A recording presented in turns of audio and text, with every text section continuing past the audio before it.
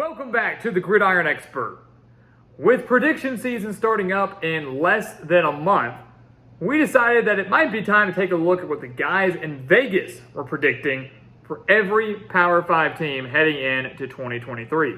So today, guys, we're going to kick off our series taking a look at the projected win totals from each Power 5 conference, as brought to you by DraftKings. And some of these numbers are pretty eye-opening, pretty intriguing, and we're excited to show you whether we believe you should take the over or the under when our predictions start again here in less than a month right here at our channel. So welcome back to the Gridiron Expert, guys. We're so glad that you could join us today. As always, please continue to like, comment, subscribe, share our videos, and check out everything down in the description below, including our website, thegridironexpert.com, because again, here at the Gridiron Expert, college football never dies. And the season, guys, is right around the corner. Predictions starting here at the channel in less than a month, predicting the game-by-game records for every single team in all of college football. You don't want to miss out on that content. So make sure to like, comment, subscribe, hit that notification button so you don't miss out on any of our predictions going forward. It's going to be some of the best content of the year by far. So let's take a look at the SEC win totals as brought to you by DraftKings. We'll pull them up real quick. And, you know, again, some of these numbers are pretty intriguing, and some of them provide some good value. Now, again, today, we're not here to tell you whether to take the over or the under. Those will come with our predictions. But we wanted to analyze them a little bit. You start at the top. You've got the back-to-back reigning national champion, the Georgia Bulldogs. And, you know, sitting at 11.5, you've got to decide if you're going to take Georgia, whether they're going undefeated or not, right? The 11.5, if you take the over, they're going undefeated in the regular season. If you take the under, you're saying that Georgia is losing at some point this year. And that could be a bit of a stretch. The Bulldogs have a very, very favorable schedule. Arguably, their toughest game all year is that road game at Tennessee late in November. Other than that, it could be a pretty easy year for Georgia as they look to have a three-peat. They very well could be the guys to do it. Alabama coming in, 10.5 wins. As the over-under projection by DraftKings. Bama is, again, people wanted to point fingers and say that they're falling off and things like that because they lost 2 games last year. How'd they lose those 2 games? One of them a game-winning field goal as time expired to Tennessee, the other on a 2-point conversion and a loss to LSU, both of which came on the road. Alabama, far from falling off, although they do need to work out their quarterback situation. 10.5 for them. Tennessee and LSU both coming in at 9.5, and it's kind of an interesting line there. You look at Tennessee, that 9.5 number is really, really tricky because you got to think that the guys are probably thinking that their most likely losses are to Alabama and Tuscaloosa and Georgia and Knoxville. So say they lose both those games with a 10-2 record, over for Tennessee hits. But if Tennessee were to slip up to someone else unexpected, last year it was a guy like a team like South Carolina, then they maybe hit that 9-win mark, maybe even less, if they do in fact lose to Alabama and Georgia. So that 9.5 mark is really, really tricky when picking Tennessee. They're a very intriguing team this year. Same goes for LSU. Again, 9.5 projected wins, the reigning SEC West champions. A lot of returning talent on both sides of the ball. But again, a very brutal schedule for the Tigers. And I think not that their season will be defined in the season opener against Florida State, but that could certainly set the tone for what kind of year Brian Kelly will have in year 2 in Death Valley. Then after that, guys, you draw a line. And we'll go quicker through the other guys. But you look, a 2-game drop-off from LSU to Ole Miss, Arkansas, and A&M, who both all come in at 7.5 wins. So, these win totals, what this tells me is that there are really 4 legitimate contenders in the SEC right now, at least according to DraftKings. 11.5 wins, 10.5, 9.5, 9.5, and then a significant drop-off to where you're decent, but you're not great. So Georgia, Alabama, Tennessee, LSU, certainly your biggest contenders in the conference heading into 2023. Ole Miss, Arkansas, A&M, all coming in at 7.5 wins. I would say that's about right. Both teams, all 3 teams have a lot of talent.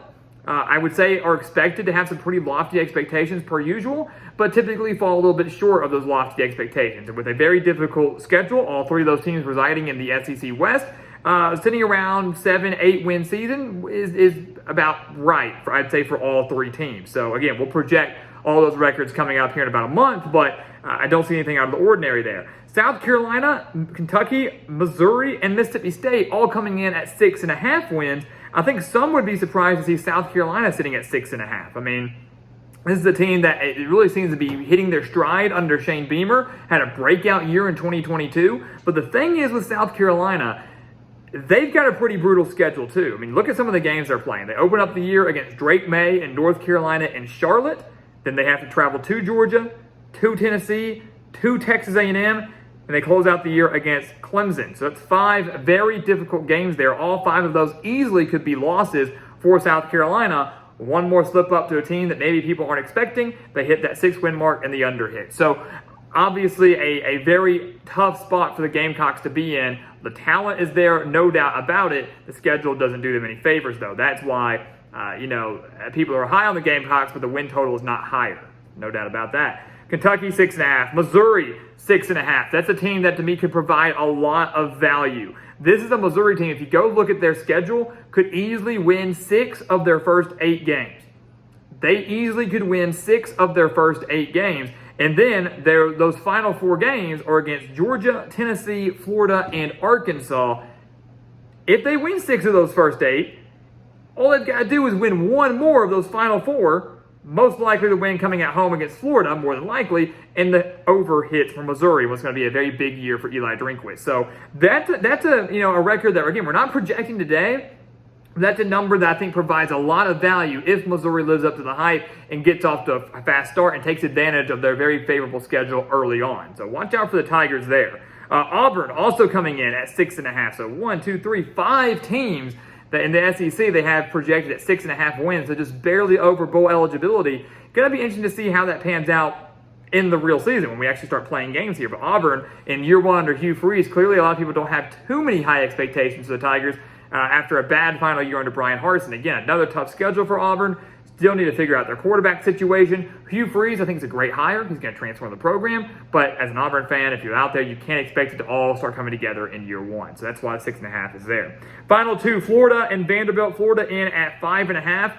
Crazy to see a Gators team with that low of a win-loss, an over-under there.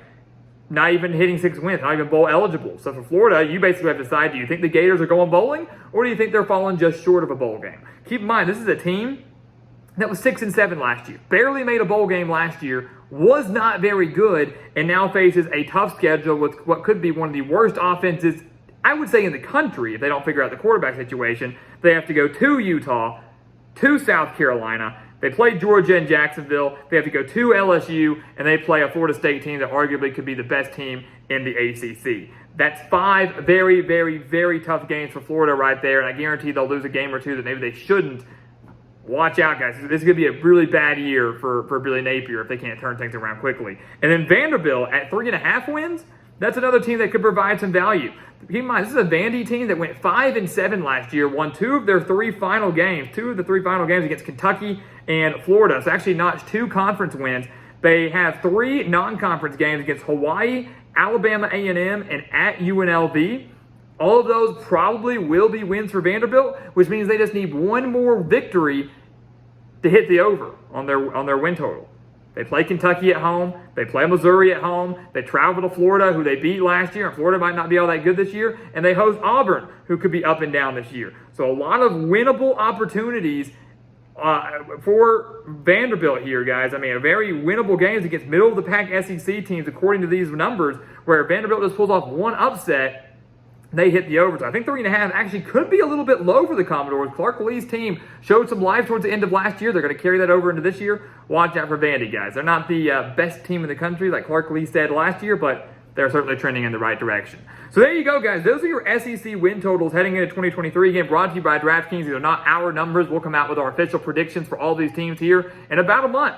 Can't wait for predictions to get started, but something to kind of keep your eye on. Some food for thought as we head into prediction season, as we get closer to the start of the season. Which of these teams will exceed expectations? Which of these teams will fall short? We want to hear from you. Leave your comments down in the description below, and let's get ready for another big college football season. So, guys, as always, thank you so much for watching us here at the Gridiron Expert on YouTube. Make sure to continue to like, comment, subscribe, share our videos, and check out everything down in the description below, including our website, thegridironexpert.com, because, again, guys, season never dies here at the Gridiron Expert, and we want you to become a part of our GE Nation. And once again, guys, as always, thank you so much for watching, and we'll see you next time right here on the Gridiron Expert. Yeah.